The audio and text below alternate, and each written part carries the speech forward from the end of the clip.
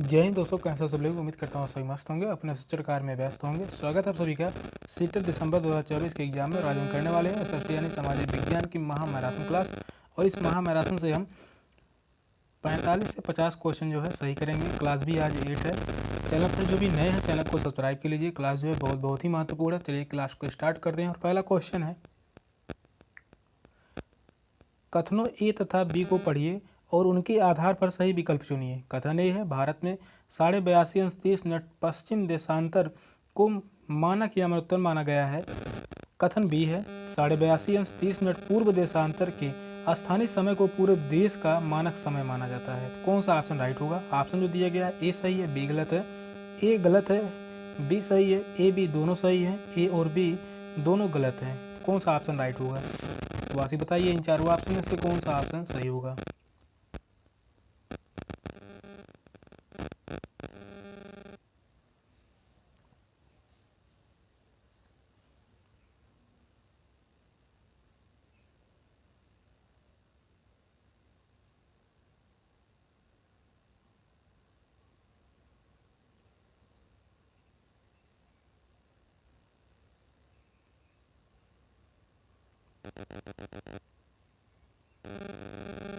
पहला कथन कह रहा है, भारत में 82.30 पश्चिम देशांतर को मानक या मरणोत्तर माना गया है। तो यह बात जो है गलत है। पहला कथन जो होगा वह गलत होगा। दूसरा कथन कह रहा है, 82.30 पूर्व देशांतर के स्थानीय समय को पूरे देश का मानक समय माना जाता है। तो यह बात जो है सही है। दूसरा कथन सही है, पहला कथन गलत है। तो इस क्वेश्चन का आंसर होगा ऑप्शन बी। ए गलत है किंतु बी सही है। सेकंड ऑप्शन जो है वह राइट है। चलिए मैप के माध्यम से समझते हैं। यह जो है 82.5 पूर्व देशांतर रेखा जो कि गुजरता है भारत से 5 राज्यों से। कितने राज्यों से होकर गुजरता है? तो यह जो है 5 राज्यों से होकर यह गुजरता है रेखा 82.5 पूर्व, जो कि भारत का मानक जो है समय रेखा भी है। पहला जो राज्य है वह है उत्तर प्रदेश से गुजरता है। तो यह होगा पहला राज्य। और दूसरा राज्य जो होगा वह होगा मध्य प्रदेश। तीसरा राज्य छत्तीसगढ़ और चौथा जो होगा उड़ीसा और पांचवा जो है आंध्र प्रदेश। इन्हीं राज्यों से यह जो काल्पनिक रेखा है गुजरती है। उत्तर प्रदेश, मध्य प्रदेश, छत्तीसगढ़, उड़ीसा, आंध्र प्रदेश राज्यों से यह रेखा जो है गुजरती है। अगला क्वेश्चन है, भारत के संदर्भ में कथनों ए, बी और सी पर विचार करते हुए सही उत्तर का चयन कीजिए। कथन ए है, भारत उत्तरी गोलार्ध में स्थित है। कर्क रेखा देश के लगभग बीचों बीच होकर गुजरती है। भारत की मुख्य भूमि का विस्तार 68 अंश 7 मिनट पूर्व तथा 97 अंश 25 मिनट पूर्व अक्षांशों के बीच है। ऑप्शन है ए और बी सही है जबकि ए गलत है। ए और बी सही है जबकि सी गलत है। ए और सी सही है जबकि बी गलत है। फोर्थ ऑप्शन है ए, बी और सी तीनों सही हैं। तो कौन सा ऑप्शन राइट होगा? तो वासी बताइए, इन चारों ऑप्शन में से कौन सा ऑप्शन सही होगा? क्वेश्चन जो है लंबा है तो क्वेश्चन को ध्यानपूर्वक पढ़िए, बताइए कौन सा ऑप्शन सही होगा।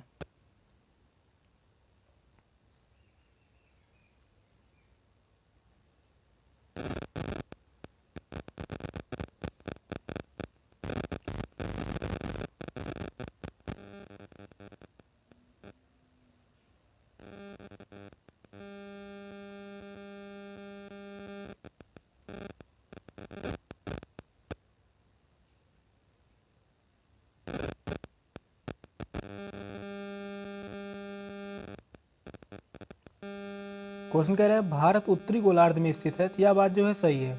भारत जो है उत्तरी गोलार्ध में स्थित है, यह सही है। कर्क रेखा देश के लगभग बीचों बीच से होकर गुजरती है। तो यह भी जो है सही है।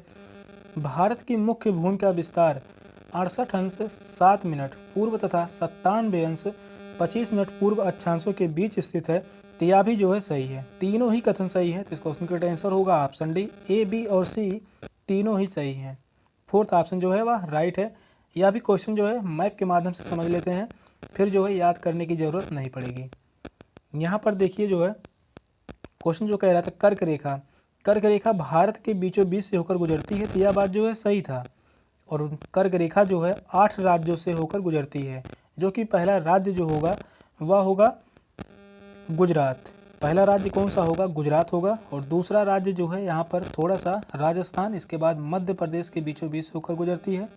इसके बाद होगा छत्तीसगढ़ और छत्तीसगढ़ के बाद झारखंड, झारखंड के बाद जो राज्य है वह है पश्चिम बंगाल, और पश्चिम बंगाल के बाद त्रिपुरा, इसके बाद मिजोरम। यही 8 राज्य यहाँ पर लिखा भी गया है। पहला राज्य होगा गुजरात, दूसरा होगा राजस्थान, मध्य प्रदेश, छत्तीसगढ़, झारखंड, पश्चिम बंगाल, त्रिपुरा, मिजोरम। यही 8 राज्य हैं जो कि भारत के बीचों बीच से होकर गुजरती है, जिसे हम कर्क रेखा के नाम से जानते हैं। और भारत की जो मुख्य भूमि का विस्तार जो है, यहाँ पर देखिए यह 2 रेखाएं जो हैं 68 अंश 7 मिनट पूर्व, और यहाँ पर जो होगा 97 अंश 25 मिनट पूर्व जो है, इन्हीं के बीच में स्थित है भारत। तो इस क्वेश्चन का जो राइट आंसर था ऑप्शन बी था, सॉरी ऑप्शन डी था। तीनों ही कथन सही थे। अगला क्वेश्चन है, निम्नलिखित सूचना के आधार पर आपको ग्लोब पर किसी स्थान की सही स्थिति निरूपित करनी है। यह 20 अक्षांश पर स्थित है। इस सूचना के आधार पर डैश डैश आराम से ग्लोब पर इस स्थान की सही स्थिति निरूपित कर सकते हैं। पूर्वी या पश्चिमी अक्षांश के संकेत के साथ साथ उस जगह के देशांतर की भी आवश्यकता होगी।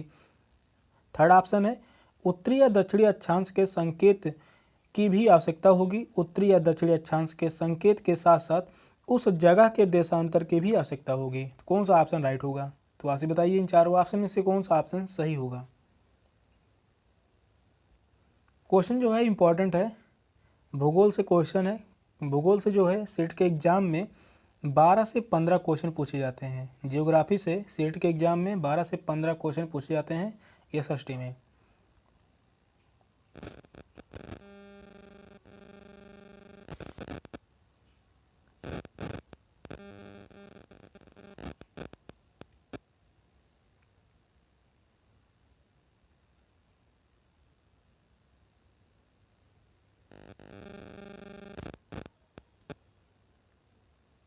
तो इस क्वेश्चन का राइट आंसर होगा ऑप्शन डी, उत्तरी या दक्षिणी अक्षांश के संकेत के साथ साथ उस जगह के देशांतर की भी आवश्यकता होगी। तो इस क्वेश्चन का राइट आंसर होगा ऑप्शन डी। फोर्थ ऑप्शन जो है वह राइट है। अगला क्वेश्चन है, निम्नलिखित कथनों पर विचार करें और सही विकल्प का चयन करें। कथन ए है, रेगिस्तान में रातें गर्म होती हैं। कथन बी है, रेत और चट्टानें गर्मी उत्सर्जित करती हैं और तापमान बढ़ाती हैं। ऑप्शन दिया गया है ए और बी दोनों सही हैं और बी ए की सही व्याख्या करता है। सेकंड ऑप्शन है ए और बी दोनों सही हैं और बी ए की सही व्याख्या नहीं करता है। थर्ड ऑप्शन है ए सही है और बी गलत है। फोर्थ ऑप्शन है ए गलत है और बी सही है। कौन सा ऑप्शन राइट होगा? तो आपसे बताइए इन चारों ऑप्शन में से कौन सा ऑप्शन सही होगा।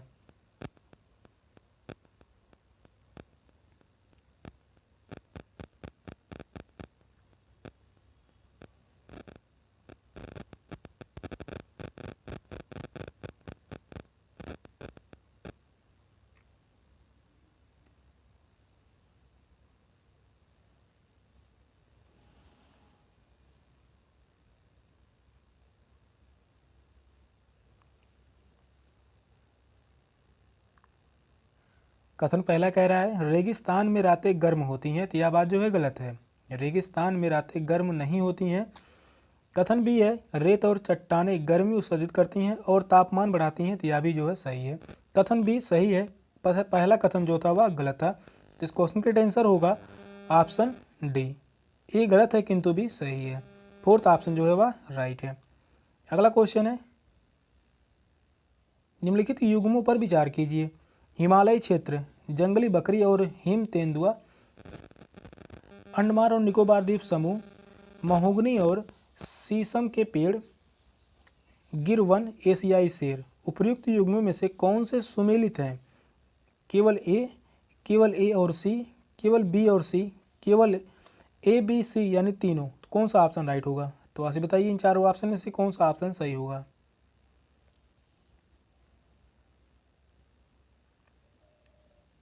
एक तरफ जो है क्षेत्र दिया गया है, स्थान दिया गया है, और दूसरी तरफ उस क्षेत्र में पाए जाने वाले जीव जंतु दिए गए हैं।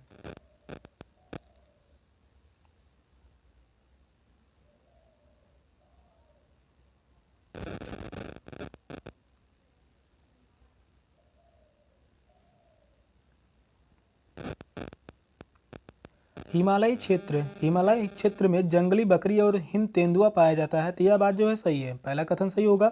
दूसरा दिया गया अंडमान और निकोबार द्वीप समूह में मोहगनी और शीशम के पेड़, तिया भी पाए जाते हैं। दूसरा भी सही होगा, सी दिया गया है गिर वन में एशियाई शेर पाए जाते हैं, तिया भी जो है सही है। तीनों ही सही हैं तो इस क्वेश्चन का आंसर होगा ऑप्शन डी, ए बी और सी तीनों ही सही हैं। फोर्थ ऑप्शन जो है वह राइट है। नेक्स्ट क्वेश्चन है, निम्नलिखित कथनों के आधार पर सही विकल्प की पहचान करें। कथन ए है, पारिस्थितिकी तंत्र में संतुलन बनाए रखने के लिए सभी प्राणी अनिवार्य हैं। कारण आर है, जैवमंडल में सजीव परस्पर संबंधित और एक दूसरे पर अन्योन्या आश्रित हैं। ऑप्शन है ए और बी दोनों सही हैं और आर ए की सही व्याख्या करता है। सेकंड ऑप्शन है ए और आर दोनों सही हैं और आर ए की सही व्याख्या नहीं करता है। ए सही है लेकिन आर गलत है, ए और आर दोनों गलत हैं, तो कौन सा ऑप्शन राइट होगा? तो आपसे बताइए इन चारों ऑप्शन में से कौन सा ऑप्शन सही होगा।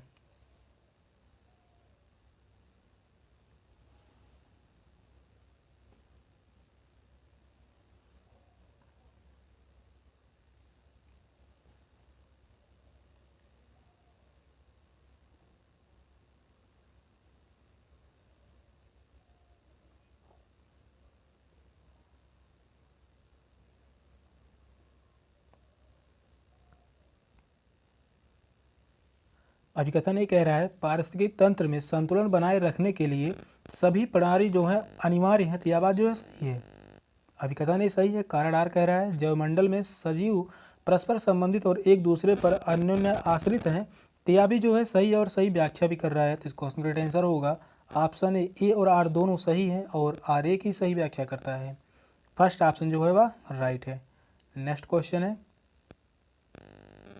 निम्नलिखित कथनों पर विचार करें और सही विकल्प का चयन कीजिए। कथन ए है, सूर्य से आने वाली वह ऊर्जा जिसे पृथ्वी रोक लेती है आपतन कहलाती है। कथन बी है, आपतन की मात्रा भूमध्य रेखा से ध्रुवों की ओर घटती है। ऑप्शन है ए सही है, बी गलत है। सेकंड ऑप्शन है ए गलत है, बी सही है। थर्ड ऑप्शन है ए बी दोनों सही हैं, ए और बी दोनों गलत हैं। कौन सा ऑप्शन राइट होगा? तो आपसे बताइए इन चारों ऑप्शन में से कौन सा ऑप्शन सही होगा। यह भी क्वेश्चन जो है इंपॉर्टेंट है, क्वेश्चन को ध्यानपूर्वक पढ़िए, बताइए कौन सा ऑप्शन सही होगा।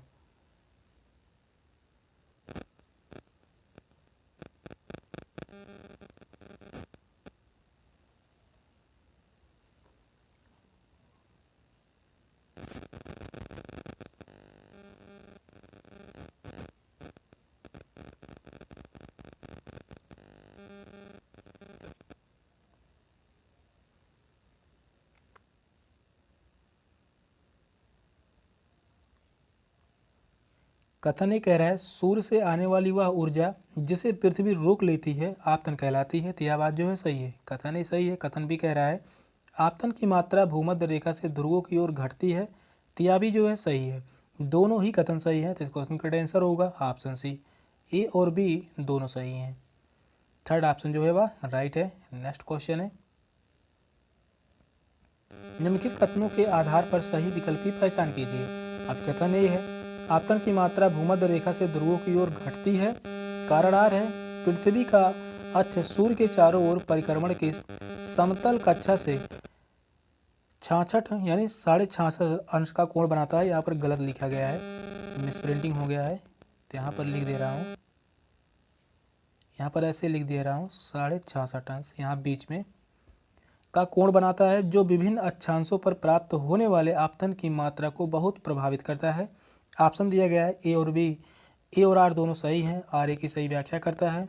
ए और आर दोनों सही हैं, आर ए की सही व्याख्या नहीं करता है। ए सही है लेकिन आर गलत है, ए और आर दोनों गलत हैं। कौन सा ऑप्शन राइट होगा? तो आपसे बताइए इन चारों ऑप्शन में से कौन सा ऑप्शन सही होगा। सीट के एग्जाम में जो है क्वेश्चन जो है रिपीट होते हैं किसी ना किसी माध्यम से। यहाँ पर देखिए, अभिकथन ये कह रहा है, आपतन की मात्रा भूमध्य रेखा से ध्रुवों की ओर घटती है। अभी अभी यही क्वेश्चन जो है यही विकल्प में दिया गया था। यहाँ पर देखिए, आपतन की मात्रा भूमध्य रेखा से ध्रुवों की ओर घटती है, तो यह जो है कथन सही था। और यहाँ पर दूसरे ही क्वेश्चन में दिया गया है, यहाँ ऊपर में कथन में आपतन की मात्रा भूमध्य रेखा से ध्रुवों की ओर घटती है, तो हमें पता होगा यह बात जो है सही है। पहला जो होगा वह सही है। और यहाँ पर दूसरा जो दिया गया है, कारण आर, पृथ्वी का अक्ष सूर्य के चारों ओर परिक्रमण की समतल कक्षा से 66.5 अंश का कोण बनाता है, जो विभिन्न अक्षांशों पर प्राप्त होने वाले आपतन की मात्रा को बहुत प्रभावित करता है। तो यह भी जो है कारण आर भी सही है। तो इस क्वेश्चन का आंसर होगा ऑप्शन ए और आर दोनों सही हैं। आर ए की सही व्याख्या करता है। फर्स्ट ऑप्शन जो है वह राइट है। सीट के एग्जाम में जो है क्वेश्चन जरूर रिपीट होते हैं, प्रीवियस ईयर क्वेश्चन से क्वेश्चन जरूर सीट के एग्जाम में पूछे जाते हैं। अगला क्वेश्चन है, मानवीय बस्तियों के लिए आदर्श बसाव स्थान के चयन के लिए निम्नलिखित में से कौन सी परिस्थितियाँ उपयुक्त है? अनुकूल जलवायु, जल की उपलब्धता, उपयुक्त भूमि, अनुपजाऊ मिट्टी। ऑप्शन है केवल ए और बी सही है, केवल सी और डी सही है, केवल ए बी और सी सही है, केवल ए बी और डी सही है। कौन सा ऑप्शन राइट होगा? तो ऐसे बताइए इन चारों ऑप्शन में से कौन सा ऑप्शन सही होगा।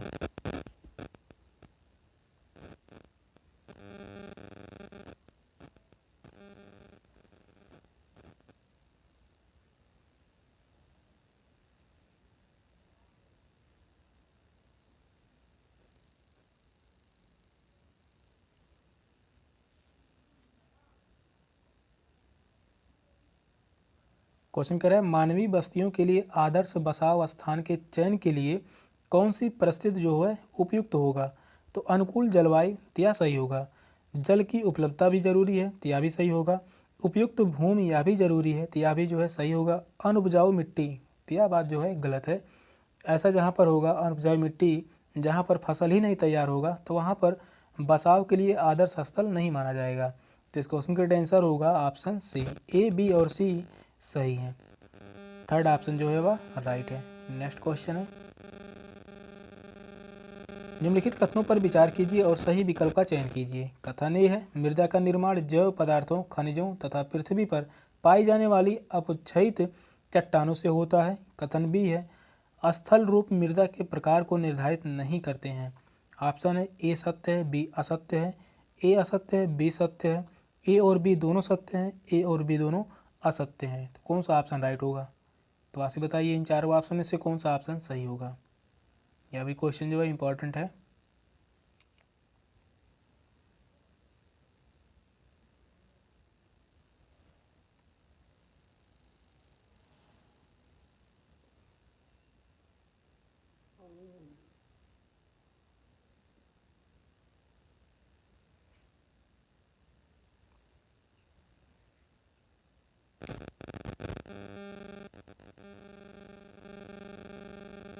कथन ये कह रहा है, मृदा का निर्माण जैव पदार्थों, खनिजों तथा पृथ्वी पर पाई जाने वाली अपक्षयित चट्टानों से होता है तो यह बात जो है सही है। पहला कथन सही होगा। दूसरा कथन कह रहा है, स्थल रूप मृदा के प्रकार को निर्धारित नहीं करते तो यह बात जो है गलत है। दूसरा कथन गलत होगा, स्थल रूप मृदा के प्रकार को निर्धारित किया जा सकता है। तो इस क्वेश्चन का आंसर होगा ऑप्शन ए सत्य है किंतु बी असत्य है। फर्स्ट ऑप्शन जो है वह राइट है। नेक्स्ट क्वेश्चन है, प्रारंभिक स्तर पर एक शिक्षिका अपनी कक्षा में एक शहर में जनसंख्या घनत्व का संप्रत्यय पढ़ा रही है। इस विषय की स्पष्टता हेतु उसे निम्नलिखित में से किन किन प्रयोग करना चाहिए? उस शहर में रहने वाले लोगों की संख्या, उस शहर का क्षेत्रफल, देश का जनसंख्या पिरामिड। सही विकल्प का चयन कीजिए। केवल ए सही है, केवल ए और बी सही है, केवल बी और सी सही है, ए बी और सी तीनों सही है। कौन सा ऑप्शन राइट होगा? तो आप बताइए इन चारों ऑप्शन में से कौन सा ऑप्शन सही होगा।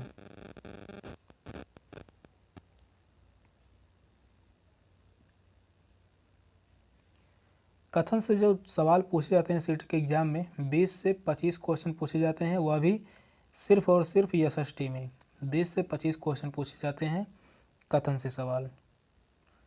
क्वेश्चन जो है इंपॉर्टेंट है, तो बताइए कौन सा ऑप्शन राइट होगा।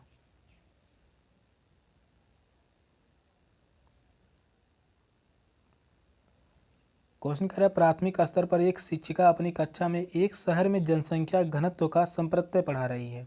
इस विषय की स्पष्टता हेतु उसे निम्नलिखित में से किन किन का प्रयोग करना चाहिए? उस शहर में रहने वाले लोगों की संख्या का, तो यह भी सही होगा। उस शहर का क्षेत्रफल, यह भी सही होगा। देश का जनसंख्या पिरामिड, तो यह जो होगा गलत होगा। तो इस क्वेश्चन का आंसर होगा ऑप्शन बी, ए और बी सही है। सेकंड ऑप्शन जो है वह राइट है। अगला क्वेश्चन है, निम्नलिखित में से कौन सी फसल कम उपजाऊ तथा बलुई मृदा में उगाई जा सकती है? बाजरा, मक्का, जूट या कपास। कौन सा ऑप्शन राइट होगा? तो आप ही बताइए इन चारों ऑप्शन में से कौन सा ऑप्शन सही होगा।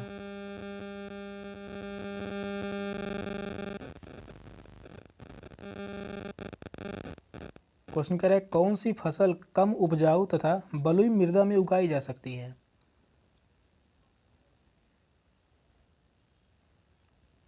तो वह फसल होगा बाजरा। बाजरा जो है यह फसल जो है कम उपजाऊ तथा बलुई मृदा में उगाई जा सकती है। तो फर्स्ट ऑप्शन जो है वह राइट है। नेक्स्ट क्वेश्चन है किस क्षेत्र के बौद्ध और मुसलमान दोनों ही तिब्बत के राजकीय ग्रंथ केसर सांगा के स्थानीय रूप को गाते हैं। लद्दाख के क्षेत्र, बड़गांव, कुपवाड़ा, कारगिल। कौन सा ऑप्शन राइट होगा। तो आप बताइए इन चारों ऑप्शन में से कौन सा ऑप्शन सही होगा। यह क्वेश्चन जो है सेट के एग्जाम में 2022 में पूछा गया था।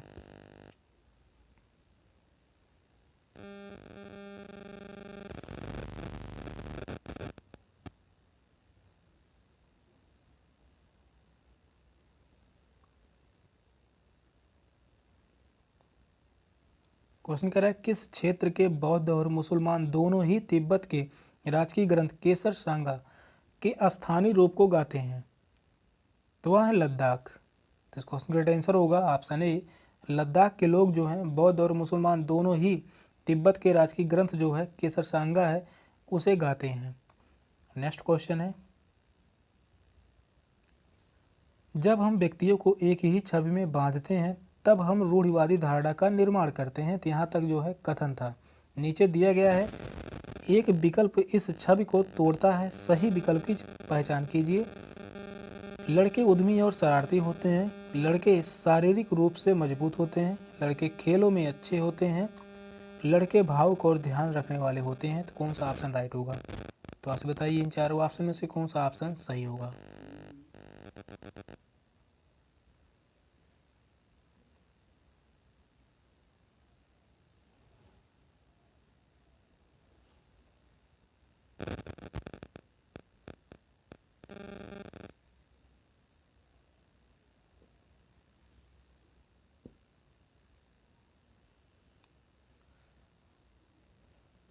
तो इस क्वेश्चन का राइट आंसर होगा ऑप्शन डी। लड़के भावुक और ध्यान रखने वाले होते हैं। तो यह बात जो है फोर्थ ऑप्शन जो है वह राइट है। क्वेश्चन जो कहता है इस छवि को तोड़ता है तो वह है ऑप्शन डी। नेक्स्ट क्वेश्चन है निम्नलिखित में से कौन सा पंचायती राज से संबंधित है। ग्राम सभा, विधानसभा, पंचायत समिति, जिला परिषद। सही विकल्प का चयन कीजिए। ए और बी सही है, ए और सी सही है, ए सी और डी सही है, ए बी और डी सही है। कौन सा ऑप्शन राइट होगा। तो आप बताइए इन चारों ऑप्शन में से कौन सा ऑप्शन सही होगा। यह क्वेश्चन जो है 2016 में पूछा गया था और 2021 में भी यह क्वेश्चन जो है पूछा गया था। क्वेश्चन इंपॉर्टेंट है। तो बताइए कौन सा ऑप्शन राइट होगा।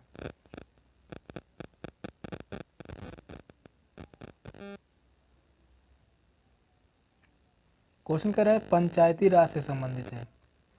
पंचायती राज से संबंधित होगा ग्राम सभा। विधानसभा तो यार संबंधित नहीं है पंचायती राज से। और पंचायत समिति यह भी सही है।